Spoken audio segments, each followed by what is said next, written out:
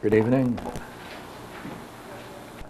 This is my first opportunity to talk about Alan Watts in public. So let me back up, therefore, and give you a little bit of history. I was one of those people that came out of World War II. I was in the infantry for 3 years, went through Africa, Italy, France, Germany, Austria. And when I got out of the service, I tried a couple of colleges, but I didn't find them interesting.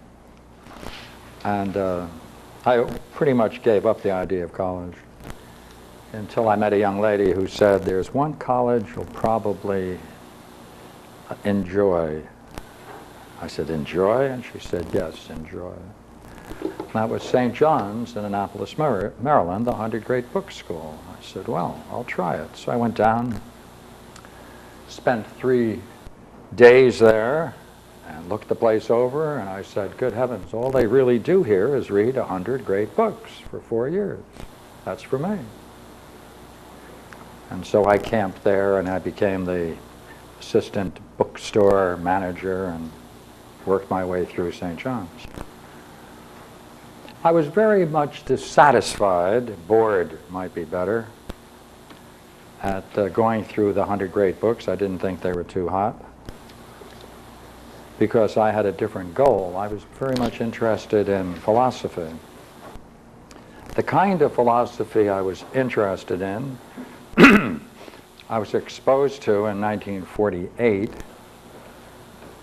or 47. And that was Nicola Landa's Essence of Hinduism, and that just woke me up, and I said, there's such a thing as afterlife and soul and all of these things. I said, wow, first time I encountered them in any unified, meaningful whole. And so I continued at St. John's somewhat haphazardly. And Joseph Campbell came out with his book called Hero with a Thousand Faces, and I sent him a note, and I said, "Hey, I enjoyed your book immensely. Where is the great drama of myths going on, and where is it still going on, and where is something meaningful going on?" And he dropped me a note and said, "Come on up and let's talk." So that became a relationship I had over the years with Joseph Campbell. Punctuated by separation of years, by the way, not an ongoing relationship. So in my last year, I went up to Joe and I said, "Joe, look here." I said, "Where is philosophy going? It looks like it's all dead." And he said, "Pierre, it is all dead. It's in the museums called universities." I said, "Wow. Could you recommend any?" He said, "No, but," he said, "there's something curious going on in San Francisco." San Francisco? He said, "Yeah." He said, "A friend of mine, Alan Watts, is over there starting an American Academy for Asian Study using native speakers and native thinkers." And I said, "What do you mean by that?" And he said, "There's a Hindu there who was a Hindu philosophy. There's a Chinese Taoist who is a Taoist. He's not writing books about Taoist. He is a Taoist. And so there's also going to be a Tibetan monk there from Tibet, studied in Tibet, worked in Tibet, lived in Tibet. Japanese, just lived there.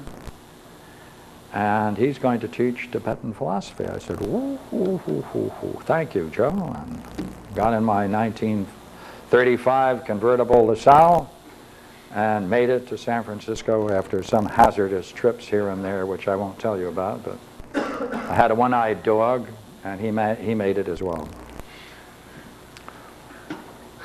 So when I got to San Francisco, did a couple of things, and looked up Alan Watts, and he said, "Yeah." He said, "Come on, join us. We've got a place going called American Academy up there in San Francisco." And I said, "Great." And so I got there and joined him and studied with him and had fun up there for many years, up until probably 1960. And my career with Alan is itself a kind of Doonesbury cartoon strip. And I'll give some evidence for it.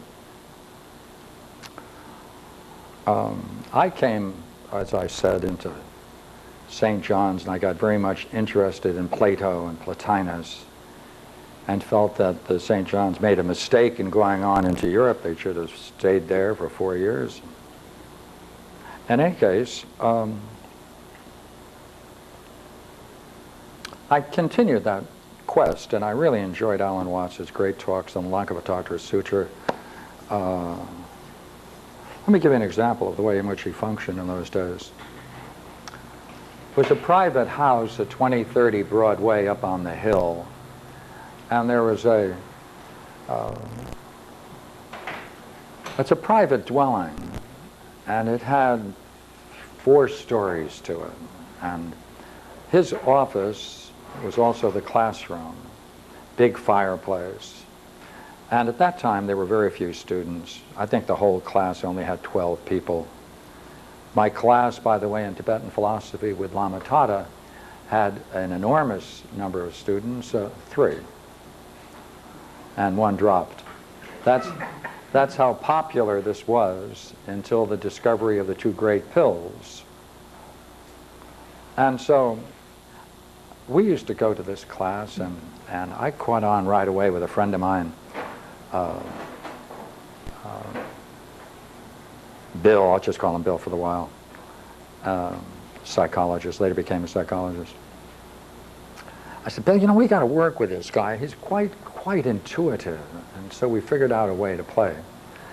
And that was, we would start the classroom and we'd have coffee and we'd sit around, and Alan would start talking and he'd walk back and forth for a while with no particular point of departure.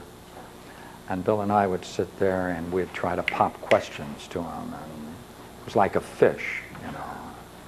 The questions would hook him, and he'd be hooked by the question, and the question would hook him, and then he'd proceed in a very intuitive way and go to great depth on these questions, especially those that dealt with, he was very much interested in Suzuki's Lankavatara Sutra, and so that's the way we spent our time.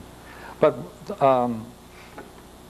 I'd like to return to that idea of Doonesbury cartoon. One day, Alan came up to me and he said, Pierre, he said, I did a program. He had a weekly show at KPFA up there in San Francisco. And he said, I did a show and I decided to talk about you. I said, really? That'd be an interesting show. He said, yeah. He said, I won't tell you what I said, but you'll hear it. I said, okay. So I turned on the radio, nothing happened. Next week, nothing happened. And I waited for maybe 3 or 4 weeks, and I went to Alan one day. I said, Alan, you mentioned a short while ago that you're going to talk about me on your show. He said, oh yeah. He said, but I have no control of when they do that at the station. I said, okay.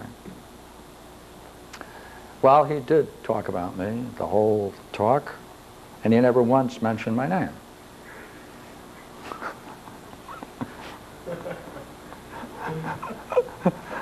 So I think that was in retaliation, because I used to bug him. I once sent him a box with some matches, burnt matches in it, with a little note, disguised handwriting, and I said, these were the matches that started the Great Fire, or a little tube of water, and this was part of the water during the Great Flood of Noah, right, and things like that. He never knew where it came from, at least for many years, and then someone told him. So in any way, we had this kind of relationship. My family and his family occasionally would go off together to Mount Tamalpais, and have a bottle of wine and lunch, you know, and sit over there in the trees and with his wife.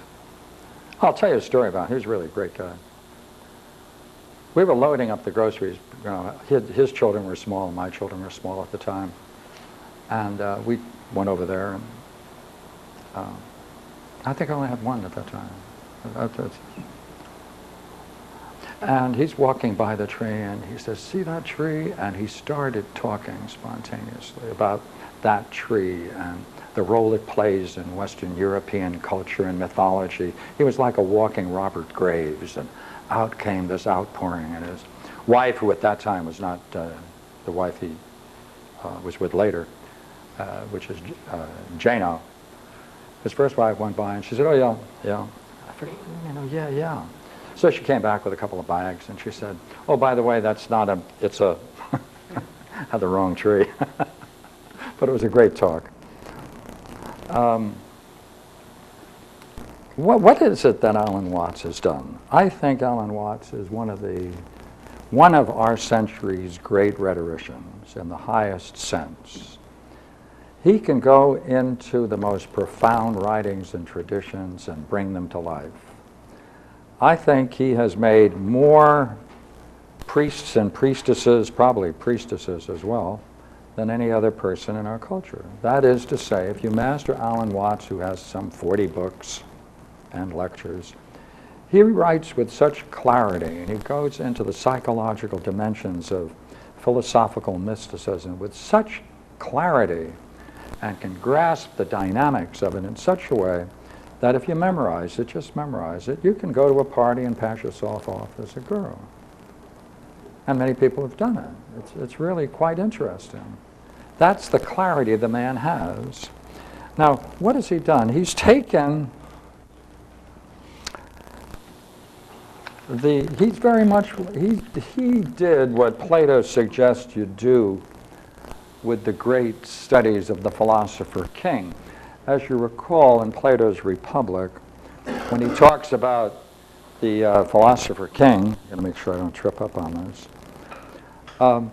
he said it's necessary to understand the nature of arithmetic, geometry, solid geometry, astronomy, music, and bring them to, and harmony, I should say, into a unity. You have to take those studies and you have to see each one of these studies, arithmetic, as Plato understands it, geometry, solid geometry, astronomy, harmony. You have to see each one of these and study each one of these in depth, but then he says, unless you can see, and he uses two great words for it, he says, unless you can see the kinship and the community between these studies, he said, it'll do you of little consequence, little good, unless you see the kinship and community of all of those studies together. And if you can do that, that becomes the step into what he calls the law of the mind, which is the more profound part of Plato, which is then expressed in what is called the dialectic. Alan Watts has taken, instead of the studies of Plato, he's taken Buddhism, he's taken Hinduism, he's taken Chinese philosophy, especially Taoism, Zhuangzi, people of that nature. He's taken Carl Jung. He's taken his own tradition, which is a Christian tradition. He was a priest. And he also takes a couple of very interesting modern thinkers, among whom I recommend quite a bit, Nicholas Berdyaev. He was very much interested in Nicholas Berdyaev. And when he and I would talk about thinkers, we would often talk about Nicholas Berdyaev. His writings are just quite profound. He goes into the heart of the dynamics of the highest kind of metaphysics and philosophy. And so what Alan was able to do, you see, is he was able to study each one of these and go in considerable depth, and then, see, he connected them. He connected them, and then he showed their kinship. He then expressed it in such a way, which was his manner, which was so clear, and added to it a whole dimension of philosophical humor and psychology, that he brought it alive, and he then shared it with us all. So I think he's one of the great geniuses. And in that sense, I speak of him as a great rhetorician. He mastered the art of communicating. He could do it effectively. And what I'd like to do this evening is to kind of go through what I think is one of his great works. We often referred to it in those days, and that's the supreme identity. That he did that in 1950. Now, I want to help you see something about Alan. This was during the time we were at the Academy. All right? Now, that's the Academy of Asian Studies. When we were there, you see, you could go downstairs and have coffee with Jiming Shen. Jiming Shen was a Taoist. He was a Taoist. His family was a Taoist. He had written several interesting articles, but he was himself a Taoist. The Hindu there was Haridas Chaudhuri, the author of many books after this, and also the founder of the school in San Francisco, the comparative school. What do they call it now? Pardon me? Integral studies. Integral studies, yeah. Quite thank you, yeah. And that was Dr. Chaudhuri at the time.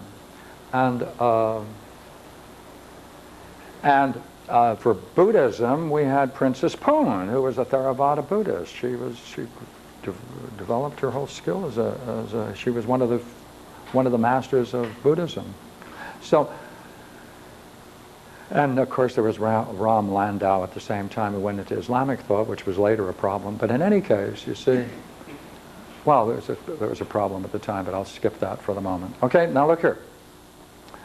You see, we could go downstairs having a cup of coffee if there was some issue about philosophy or comparative philosophy and talk to the people who were living it. They didn't have to open up a book and convince us. They could speak out of their own experience. And therefore, it was a very rich time. So that Alan, you see, he was in the center of this, see? And he moved with freedom, and he was greatly respected by these people, and therefore he could absorb the richness of these many traditions. And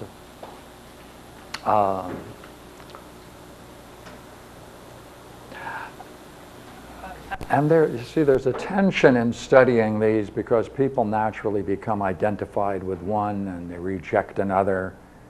And so loyalties are formed and abandoned as you pass from one to the other. But Alan Watts was able to maintain an integrity about them all. And I always admired that because I wasn't that way.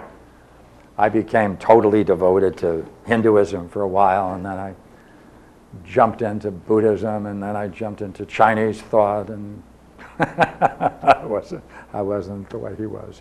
He was very fair and just in his... He was quite developed at that point, you know. So he focused really on one issue, and I think it's the central issue that goes through all of his writings, and that's the way of realization. Now, here there's a problem, you see, with the idea of realization, the way of realization. He was able to draw from all of these traditions a method of grasping the unity of all of these things in respect to how to realize the nature of the Supreme, how to realize the nature of the Atman, the Tao, Satori. He was able to understand those things. He brought them together. But just let me anticipate where we're going. Let me jump so you can see it. Because you know the kinship and community of it, will it follow that there might yet be something missing? Yes. If the model is, because I'm introducing this model of Plato, if Alan Watts stands to these as the arts stand to the philosopher king, and as it's necessary for the philosopher king to find the kinship and community of all of the studies in order to prepare himself for the dialectic, so too perhaps we have to master all of these and find their kinship in order to go on and do something that completes them, because it may not be complete.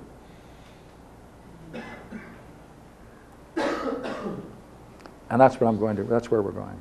So, what is the way of realization? Again, I think the volume that we chose for tonight is a real good one. It has a nice history to it. So I just sketched it out for you in order to show you the drama of what's going on. Now, hope you can read my handwriting. In any case, I'll talk about it. You see, Alan proceeds with a dialectic.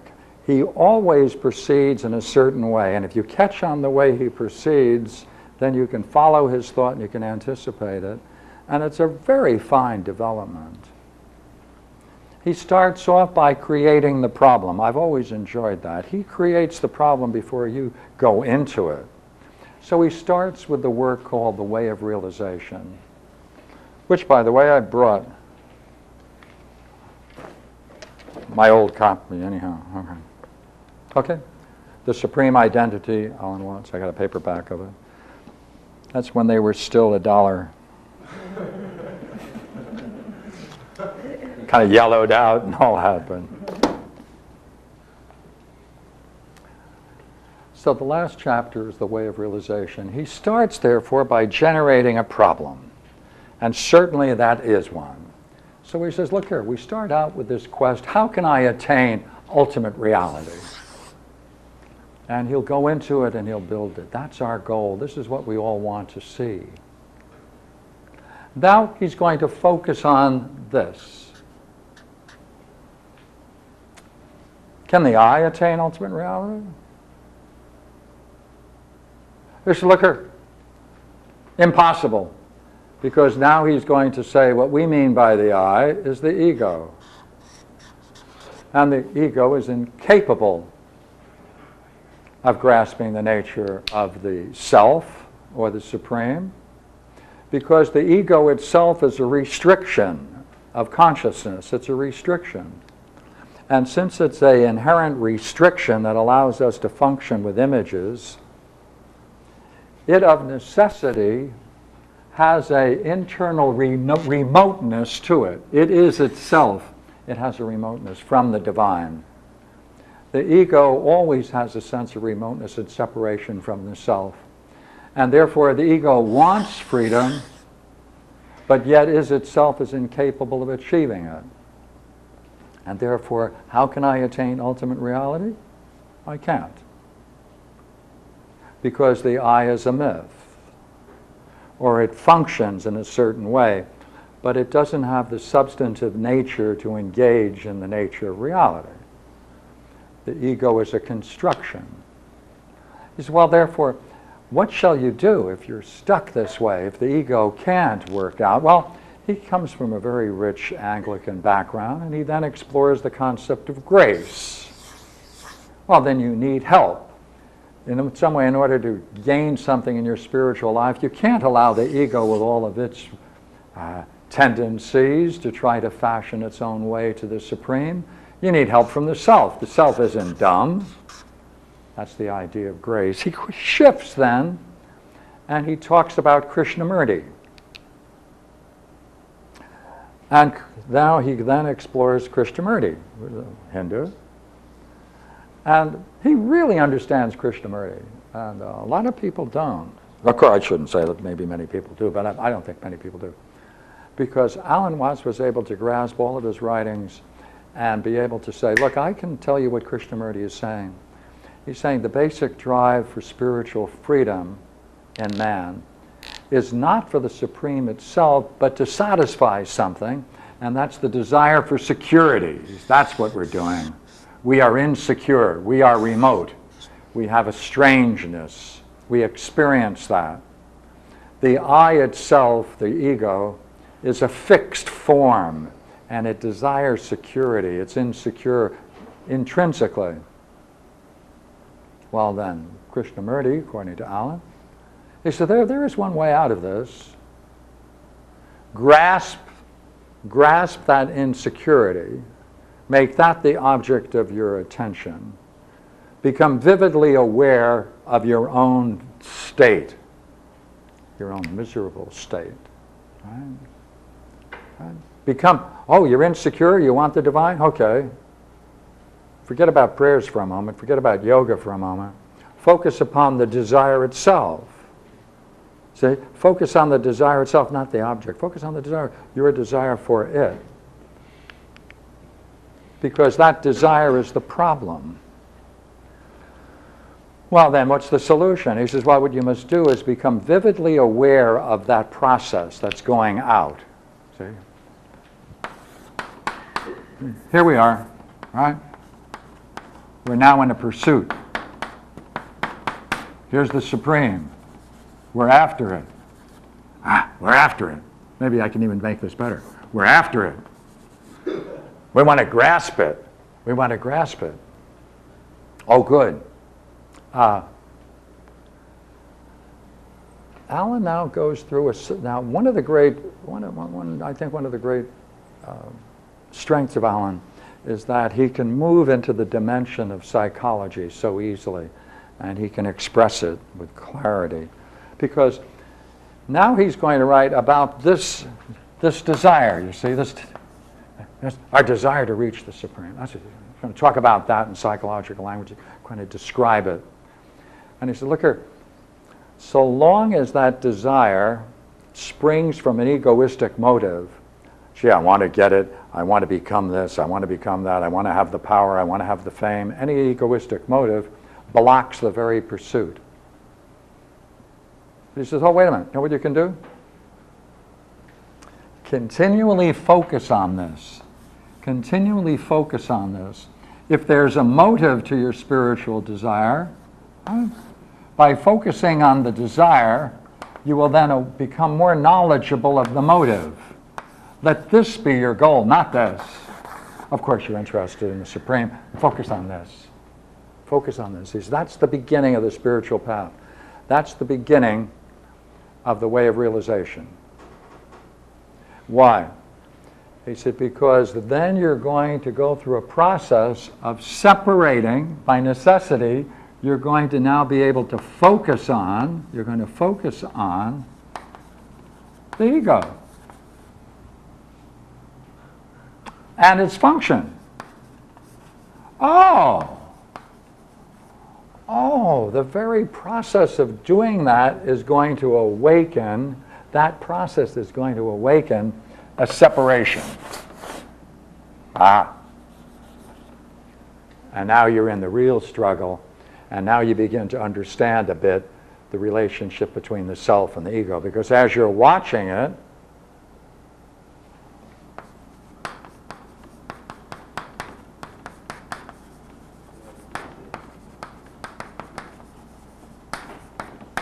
what is it that watches it? There has to be something else going on. That insight for Alan is, that's the beginning of the spiritual path, the way of realization. So, you know what he's saying? Know it. Know this process. Know this process. By the way, you'll never be successful. Great. It doesn't matter. Why? Because by focusing on the process itself, you're then separating yourself from the ego, or at least becoming aware of its functional presence. So therefore, there's a shift in consciousness he talks about. Now, then, once he then gets the problem clear, he now shifts it through each one of these. Once he gets the problem clear, he's now going to go through this. This is somewhat like the circle of fifths in music, or, Mendeleev table of elements. He's going to just spin through these, or the primary colors. He's going to work himself through these colors to compose something. So the first thing he takes is he redefines it in terms of the Hindu idea of moksha, right? Liberation. How can I, as the self, attain to it? How can I, as the self, attain to it? All right, so the ego can't. All right, then how can I, as self, attain to it? So he redefines it and says, okay, now that I know this, I'm still interested in the Supreme.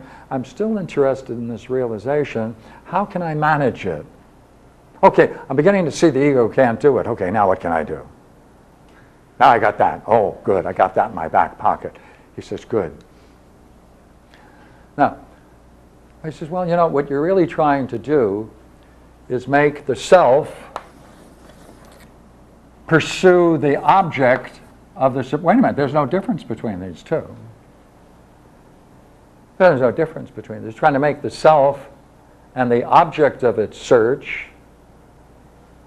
How can you do that? How can you use the self to try to grasp the self? This doesn't make any sense. I mean, what do you want to do that for? If you have one, then Alan often turns to humor at this point, and it often takes the form of, how come we're so stupid if we're so smart? I mean, how can we be so ignorant if we have this wise self? And now he'll play with that on many levels and try humor on it. So now he'll move from Hinduism to Chinese. He went to Siyong, and he says the basic problem, now he picks up the Chinese thought at this point, Siyun, and he says, the real problem is the failure to understand that the mind and the object of its search are one. These are both the same. Here's the one. Here's the one. It's a failure. Now he leads us as readers to see this. He's now went into Hinduism, goes into Chinese thought. He's going to spend some time there. And he says, this heightens the tension, the separation.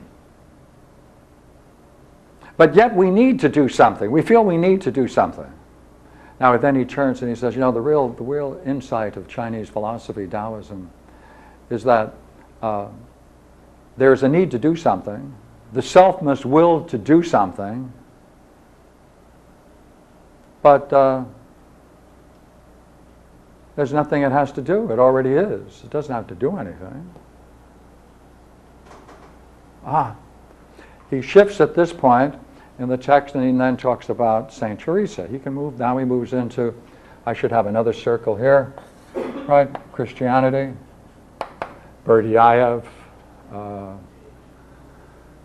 He has some other thinkers, but in any case, he moves into St. Teresa and says, look here, how do we avoid this dismal conclusion?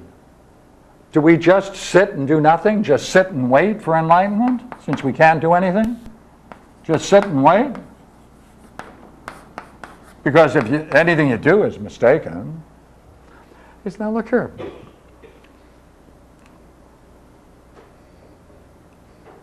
But whether you act or you don't act is independent. It doesn't make any sense, because you can sit there, many people sit and do nothing, and that's the way they remain. Some people act, and then they still act, but it depends what they bring with their act. If they bring with their act their own motive power from the ego, it's going to be ineffective. So what's the solution? So Alan shifts and says the big key word through all of this is what he calls the presence. Right, the presence.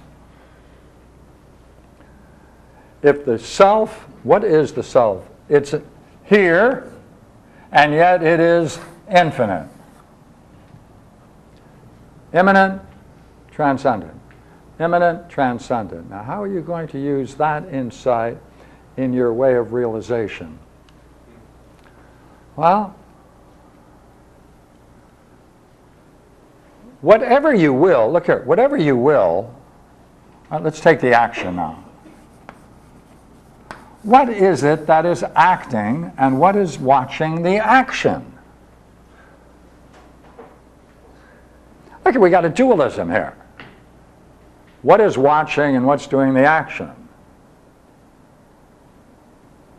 Okay, I got the watcher, I'm watching. I'm watching my hand. What's doing the hand? Hey, what's moving the hand? Okay, I got a watcher, right? He's watching. Hey, hi, what's moving you? Curious? What turned the hand? I don't know. So you're stuck, your thinking is blocked. The language you use can't fit your predicament. He says, the solution to this is to recognize that one's present knowledge is nothing other, see, when you act, it's nothing other than the self itself wills. The self wills and the self watches. They're one. Oh. I may be a little more comfortable with the idea that I'm watching because I'm not sure how I move that hand. Actually, I'm more familiar with a watching role than I am in willing. There are many things I will that are so fast. Look here, I just moved that hand. How did I do that? Why did I do it then? Have I calculated all of this? No. Well, then what's going through you? Well, it's the self. Let the self exist. Let it function as it will. You watch, but you're also the doer. Ah, that sounds good, but that's rather curious. Well, good thing we have another page. Right? Yeah. Well, moves to Taoism. So you can only that far with China. Now he goes to move to Taoism, and he's now going to push the process of realization. He says, look here, it's right. No discipline because you can't do anything. Well, therefore, you know what you can do? You still want this, or there is still a desire for it. What kind of a desire?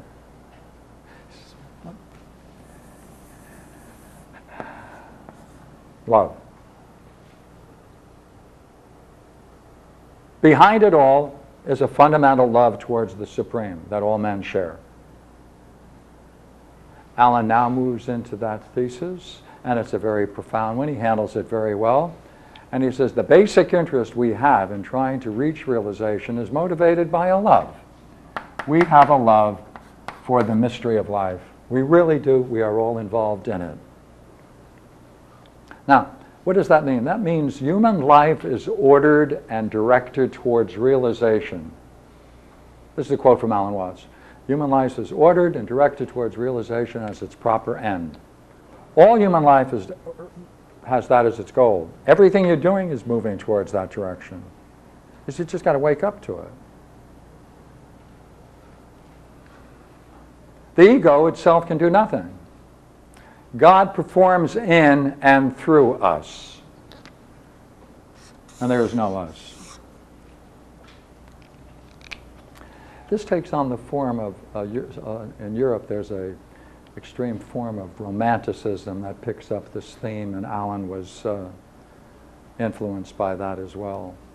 All right, now look here then. How then should we proceed?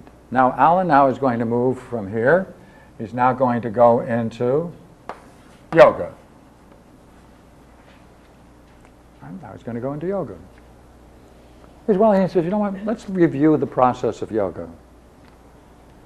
As you know, there are 3 stages that come together called the samyama, the studies taken together, samyama. And it starts with concentration. You have to have an object of concentration. Let's use what we're doing as the object of concentration.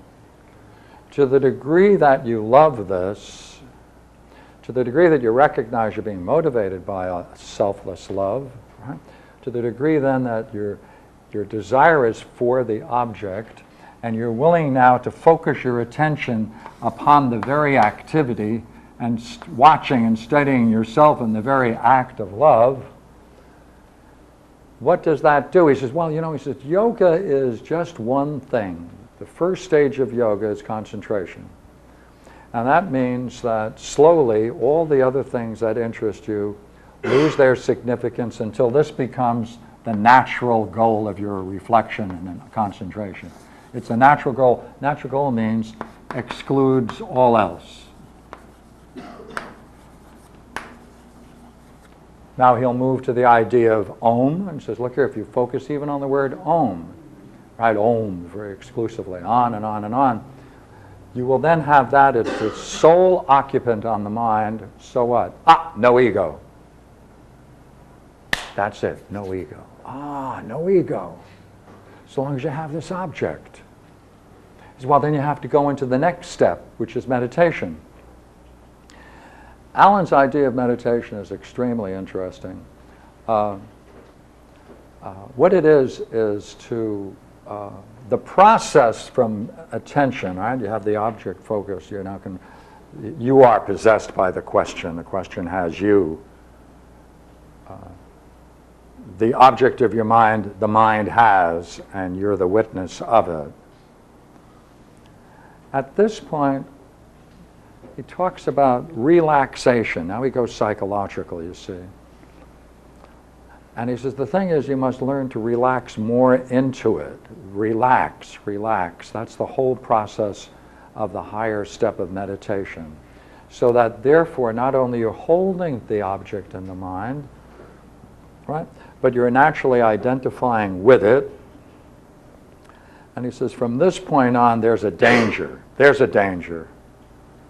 And that is, it's difficult to continue the process and remain in society. It really takes a separation from society, go to a monastery, go to a retreat and practice this. He says, because obviously, if your mind is trained for this and you're driving down the road thinking of Om, they'll find your car wrapped around a tree. So, now he said, look, how do you, if you can't, all right, if yoga is out, no exit, after all, you have to exit from society. Is there any way to do it? Now he goes back to Chinese thought. So he's creating the problem, he's bringing us along with it, using each one of these pieces so that he can illuminate the subject, and then he goes to Chinese thought, and he goes to the Chinese notion of wuxin, which is, hey, the whole practice of spirituality and the process of realization is you don't interfere with what's going on, you don't identify with it. Then Alan then quotes several Chinese thinkers, among whom, of course, Zhuangzi is one of his great favorites, and I think he's a major thinker. And he uses one of the central notions of Zhuangzi by saying, the mind's like a mirror, see?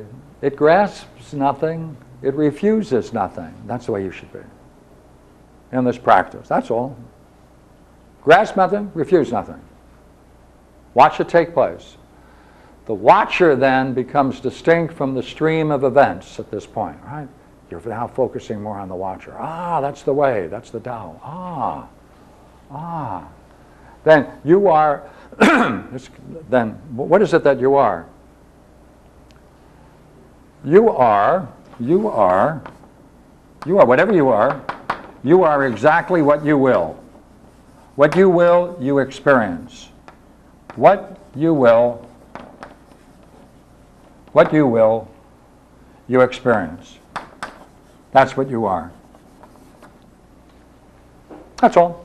That's Chinese thought. You are exactly what you will. You have just those experiences that you will. That's what you have to then have a clear perception of. If you have a clear perception of that, he said, that's the way to realization, and now you're moving into realization itself.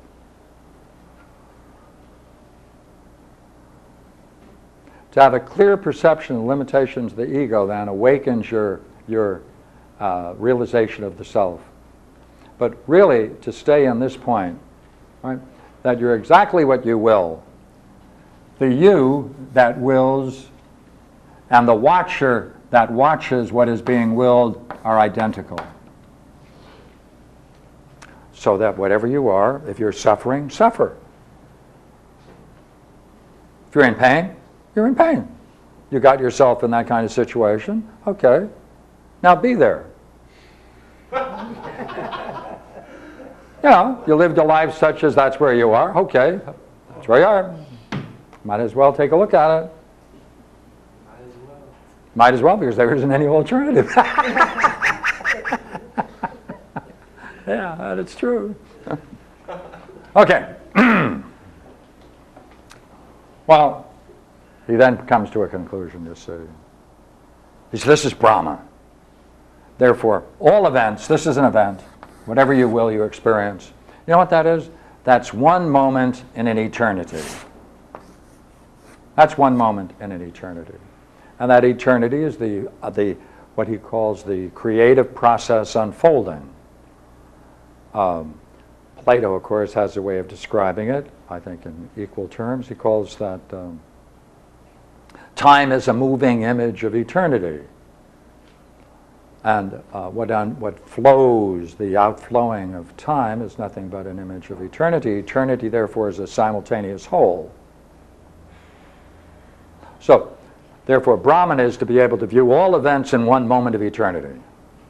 As, William Blake said, to see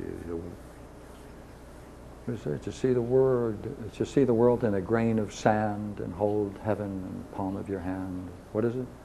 To hold infinity in the palm of your hand and an eternity in an hour. Yeah. So all we really have, therefore, is present experience. We only have the present. Now, what do you do with memory and anticipation? From the ego. He says, hey, you know what? Accept that. Accept that. Yep, that's memory. That's your memory. That's your anticipation. Don't be at war with it. That's you.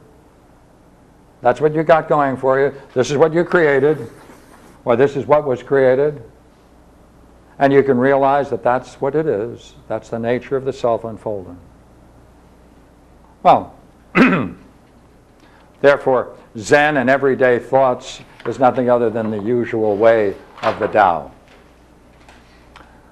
When one finds oneself able to will and consciously accept the precise point at which one stands in the cycle of life, that is realization. This is a quote from Alan. Therefore, the process of realization is the same as the process of creation and its manifestation. Therefore, his conclusion, our willingness to be insecure, to suffer, to be finite, to be a slave, is to be truly free. So therefore, he discloses all of this, he creates it, he starts with a paradox and gives us in the end a bigger one, and we enjoy the ride. And somehow through the way, he benefits us all. Now, let me now go back to the issue we started with. Could you read the first paragraph before you do that? Yeah. When one finds oneself able to will and consciously accept the precise point at which one stands on the cycle of life, that is realization. Right? That comes out of the supreme identity. Now, let's see if we can return to the problem. What was the conclusion again? You're enlightened. Why don't you wake up to the fact that you not only are enlightened, but you're exactly where you should be, and that's the unfoldment of the divine in the moment. No matter where you go, there you are. And there's enough room for you, so you might as well enjoy it. So, Yeah. Kevin, is your problem that he says that if you just be a slave, that you can free that way? I don't know what my problem is. Well, why did you ask for the last line? Because that's what Well, it said in the last line. I was asking for the conclusion, but he told me. That was the conclusion. Yeah, he told me. So, Okay. Well, there was a paraphrasing, maybe. Yeah, I think so. I'm glad you came to an agreement. Let me return to the basic problem we started with. All right? Remember what we said? We said, I'm setting this up as a model. That in Plato there is the studies leading to the philosopher king. Each of these studies, you must see the kinship and community between them. That's what Alan has done. But this is a prerequisite in Plato for the dialectic.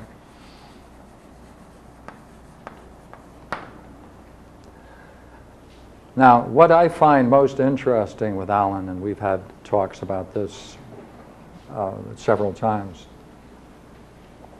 Matter of fact, it was the major talk we had for many, many years. If one takes up any book of Alan's, like this one, which I haven't done, but I'm sure it's true, and I look at the index, it will always lack several people: Plato, Plotinus, Proclus, Dionysius. Too bad. Yeah, that's right. No, wait a while. Alan Watts did a very fine translation of one of the works of Pseudo-Dionysius. He knew it. His Greek is very good. All right? I advise you to take a look at it. The problem is that there's no place in the structure for the Hellenic tradition. That's the problem, you see, because the Hellenic tradition ends up with this. Now, how can we make that more real for you? What is it that the dialectic would bring? It would say, since you can be, or you are, any one of these things, slave, master, king, fool, my Uncle Louis.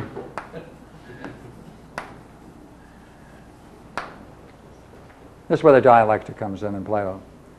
Plato would say, yes, it's quite true. It's quite true that the divine, in some way, mysterious as it is and profound as it is, works through one and all. Certainly that's true. And the whole course of this is nothing but the unfolding of the divine through everyday world. Oh, he would say, yes, quite true. But then he would go to one step further and say, but aren't some of these better than others? Here's the difference, you see. Better. Are there not some of these places better than others?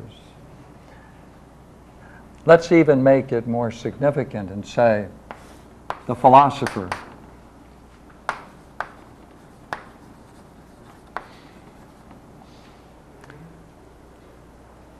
For Alan, there's a relativity in spirituality. And it's at this I have often taken exception to. And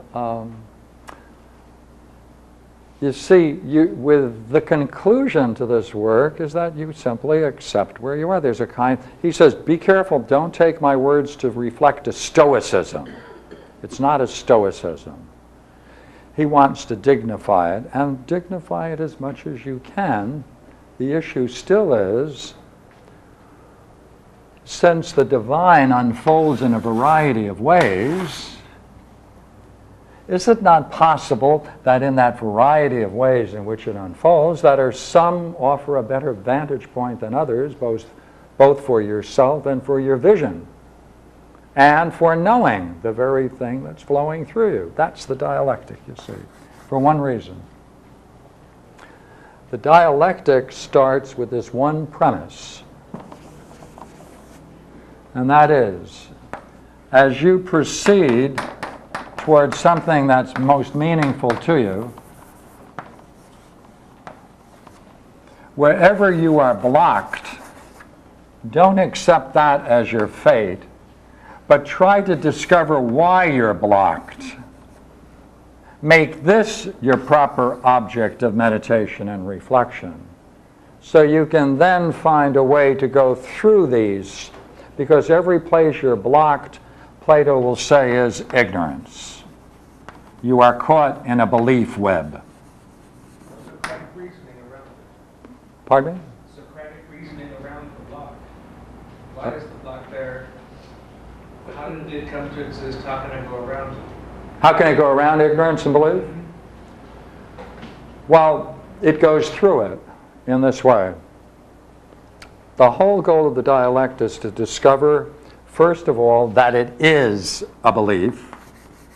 And it is a belief that you do not know, because the person usually justifies where they stand. And therefore you have to discover why the person, on what justification they accept where they are and defend it, or feel miserable about it, same thing. And find out how that idea came into existence for them individually, who their teachers were, what influenced it, so that they can see it's arbitrary. It's not necessarily a part of their own being. And if you can see something that you took to be true, to discover that it's really a belief you didn't know that you held, and to recognize that you don't have any basis for holding that belief, then you have to accept the fact that you're ignorant about the thing that's been motivating you and identifying you with your role.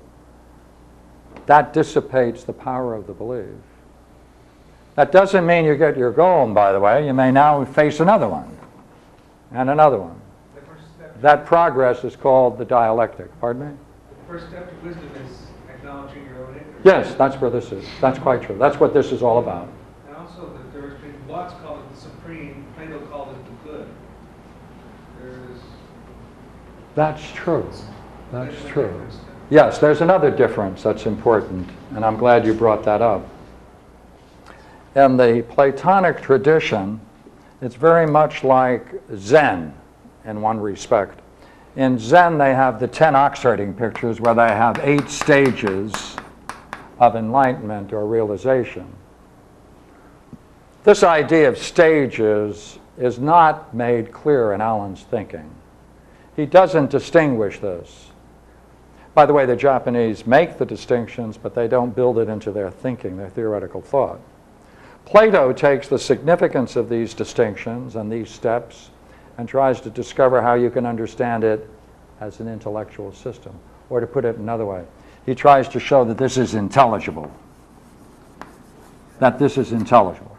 Each of these stages is intelligible of enlightenment.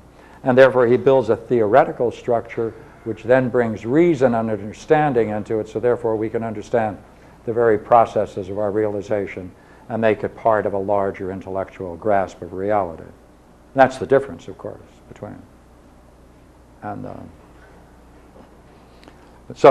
I would say that for myself, I was very fortunate in being able to work with Alan and be with Alan, and I'm very glad that he accepted me as a friend.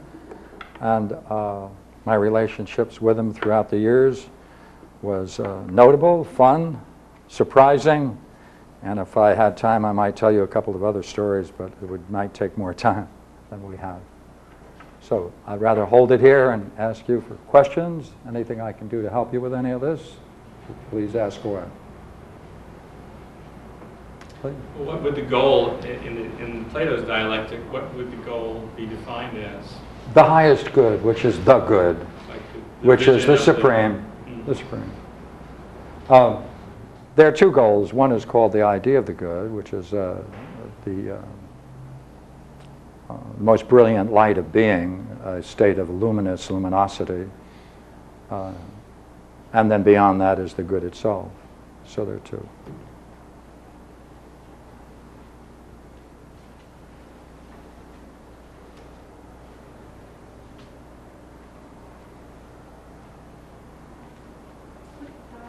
Referring to when you were saying I can't hear you. Louder, what please. dialogue were you referring to when you were talking about the steps and stages that he outlines and makes intelligent? Well, the clearest expression of this is in Plato's Phaedrus.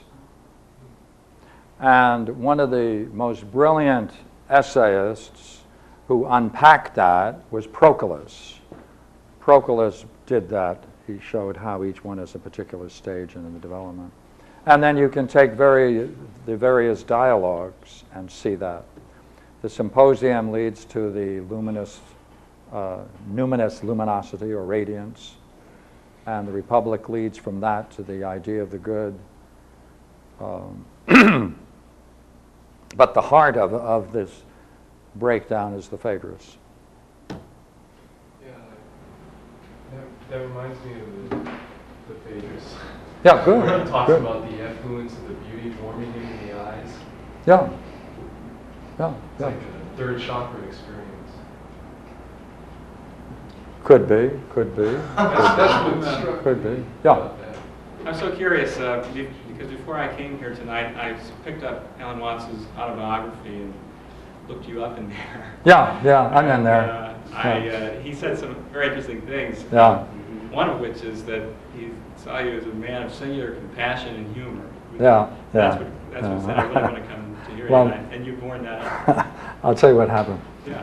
When I was in Sausalito, just when that book was, a couple of months before the book was published, I was in Sausalito with my daughter, and we met Alan coming out of the bookstore, and we had a cup of coffee and had some fun. And he said, "Oh, by the way, Pierre," he said, "I'm writing my autobiography." I said, "Oh, you're going to drop dead soon?" Well, you know, I mean, autobiography. You know, why do you write an autobiography unless you think you're going to drop dead? I didn't mean that to be funny. In any case, he said, well, he said, I know what you're thinking. He said, I put you in. I said, I know what you're thinking. I said, I won't ask. So when the book came out, my name was in it. So to bring the beginning of the story in with the end. And yeah, He talked about he said it was a metaphysical encounter group, so-called. He said, you graduated from Plato's and Nagarjuna, and that you learned to have a kind of metaphysical encounter group where you would elicit the deepest assumptions of people, whether it was logical positivism or Hegelianism or whatever it was, true. and show that these were merely arbitrary starting points and that they weren't truth. And that would make people anxious, and then you would have people see, well, what's the premise underlying the anxiety? Right. And that you would kind of lead them to a kind of more relaxed kind of space. And I wanted to put that out there and see if you had any memories or clarifications. Yes, well, I'll tell you the story about it. There's a story about it. That'd be great. We had to do papers, and so he said someone should really do a job on the Gestalt psychology. I said, oh, I'm not doing a job on psychology. So I did a paper on Gestalt psychology, and he said you have to read it and defend it and around this 12 group, this small group of graduate students. And I enjoyed it. And when it was over, he said, Pierre, you're now working here. You're now a lecturer in comparative philosophy. And I said, good. He said, yeah, you just do comparative philosophy. I said, oh, okay. So we used to have my class in the basement of this 4-story building. We had classrooms down there in a coffee shop. And Alan would come in, he'd sit in the back, and he'd go, oh, no. And he'd walk out. And that's what we used to do. That was the course that we engaged in. And, we were very close. Kind of had an affinity there. Yeah, oh yeah. Yeah, he was very, before he died, he asked me to go on a world tour with him where I'd be doing the dialectic and he'd be doing the lecturing or the dialoguing. And I didn't think it would work, by the way, because I'm not very good on the stage. But it didn't take off for whatever reasons. I think the biggest reason it didn't take off is that he died. It's very difficult to do it when you're dead. Hasn't stopped L. Ron Hubbard. Well, Ron Hubbard, yeah. I was one of the people, there are many of us, by the way. I don't mean to signify I'm the only person, but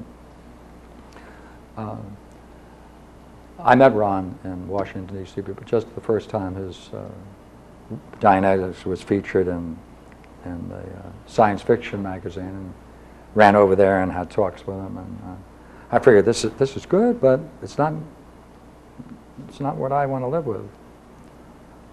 And so Alan was interested in Ron Hubbard, and for a short while.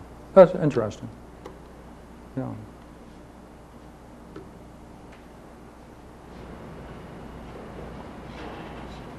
I'm interested in the role that you use the word rhetorician with respect to Alan.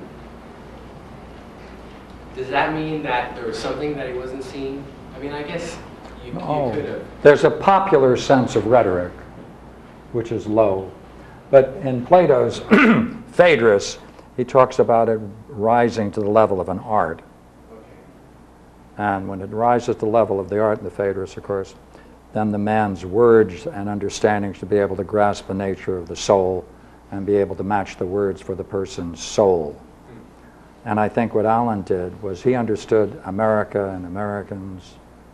He understood that great intellectual tradition he came out of. And he was able to grasp that and talk about it in such terms that he could communicate to our age. So a higher sense of Amazing. About the soul. Yeah, and also the intellectual tradition. He's a very, very, very profound thinker. Probably the most insightful person I've ever known. I mean, just wind him up and let him go.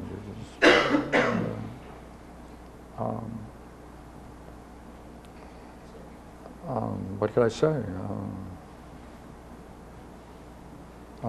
He lived long enough to have a lot of enemies, so that he must have been pretty good. As most wise people have, I guess. Yeah, I like the people that are part of Zen Buddhist traditions sort of prejudiced against him. I mean, I've heard some masters. Why, of Them course. during their Dharma talks. Of course. Of course. How do you account for that? Well, he was right. No, he was right. I think he was right. Which one? One day at that school, a lot of priests and roshis, etc., and yogis would come through, and they'd be there. And several times there were some very fine in that better sense of the word, very profound Buddhist roshis. And we had translators and would sit around and have tea and talk to them. And Alan asked I forget who it was, a bishop, I should remember his name, but I don't at the moment. He said, do you think Zen can ever be exported to the United States? Now, this is before there were any temples in LA or in California. And the Roshi said, no. He said, I don't think Zen is not exportable. Zen is Japanese. It was designed to meet a Japanese character, and it can't be exported. So later, when I've attended sessions here and there, I find that the sessions that are most successful, like Maizumi's and what's his name, Suzaki, what they do is they rebuild Japanese culture in the temple. And in that sense, then they're replanting Japanese culture to make it work. And I think that's what makes it work. I don't know whether there have been too many Zen centers that have been successful that operated on non-Japanese lines, but that's probably because of my own ignorance, but I don't know of any. Capello had one in Rochester, New York for a while, but then he went to Arizona. So in that sense, I think Alan was right. He spotted it early. He said, hey, I don't think that's exportable. And they said, no, it's not exportable. They agreed. But later, they started different Zen centers, which tried to incorporate a lot of Japanese customs. And so it somehow fit, gave it a way of expressing itself. How can you do the Choanyai tea ceremony with plastic cups? I mean, it's not going to make it, right? Oh, okay. Right. Can I help you in any way? Any other question? Is that what you meant by enemies? Pardon me? Is that what you meant by enemies? People in competing spiritual groups? Oh, I was just using that playfully. I have heard a lot of criticism of him over the years because he's a this or a that or this or that. And But you weren't talking in a political sense. oh no, not in the political sense. Oh no, I don't think he had any political enemies. I don't know that part of his life. Didn't he have a habit of taking parts of different beliefs and philosophies and leaving the rest behind? Could you do that again? Did he have a habit of taking? Bits and pieces of different religions and philosophies. And Oh, saying, sure. These interact, these are what I believe in. Yeah. These are where my tinker tread, we're all connected, leaving the rest behind. And the people who believe devoutly in those philosophies and religions get very upset that he's left pieces that they consider important Mm-hmm. and intrinsic to that belief and ignore them. And that's one of the things that people get upset about. Yeah, I could understand that. I've been accused of that myself. Because there's something about doing this, you see. Plato calls a synoptic vision. If you have a synoptic vision where you want to see the kinships, you're not going to go for the differences too much. A certain class of differences you're not going to maintain. He is not He is not any one of these in that sense that he could stand as an authority for each and every one. No, he's not. But uses them. And in that sense, he's always criticizable, isn't he? Yeah. Yeah. But I think what he did with it, and I think he brought many people into this game, gave them a way of talking about it, made it conversational. That's a great achievement. What game is that?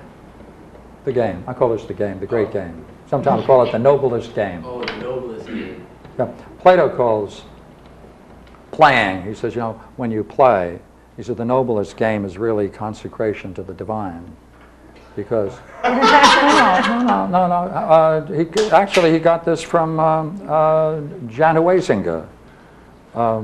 He says, look, when you think of a game, what is so significant about a game is that we're willing to abide by law and rules.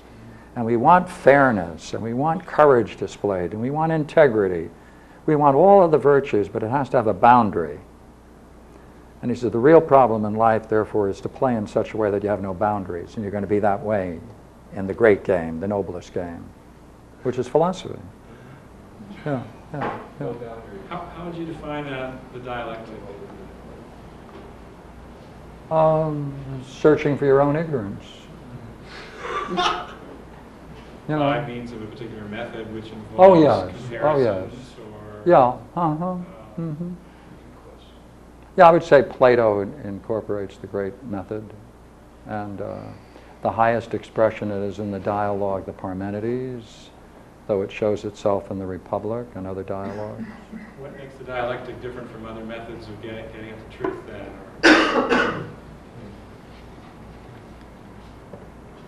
Well, of course, that's a good question, but I think any time thought seeks to rigorously try to discover the roots of one's thought fairly, right, and then examine why they're being held, and to tries to find a way in which a person can be shown that these beliefs need not be entertained, since they are fictions, that is a dialectic. And that's in the Meno or any dialogue. Can you just run through that again? That was very I'm not sure. Maybe I'll try to, you correct me. When thought tries to see itself or get a handle on its own roots, and see, I've forgotten it already. And then Well, we'll create another one. Well, he has definite rules that he follows, and the Socratic reasoning is going backwards to get you forwards. If this is so, then what if?